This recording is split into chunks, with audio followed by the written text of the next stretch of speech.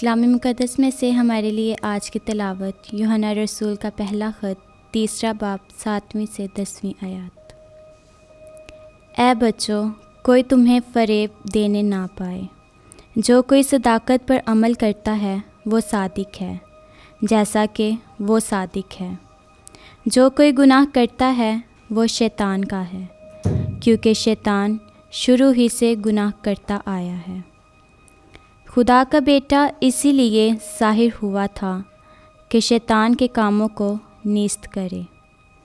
जो कोई खुदा से पैदा हुआ है वो गुनाह नहीं करता, इसीलिए कि उसका बीज उसमें रहता है और वो गुनाह नहीं कर सकता, क्योंकि खुदा से पैदा हुआ है। इसी से खुदा के फ़र्जंदों और शैतान के फ़र्जंदों में इम्तियाज़ होता है। जो कोई सदाकत पर अमल नहीं करता वो खुदा से नहीं, और वो भी नहीं जो अपने भाई से मोहब्बत नहीं रखता। पाक कलाम के पढ़े और सुने जाने पर खुदावंद की बरकत हो। खुदा का शुक्र हो।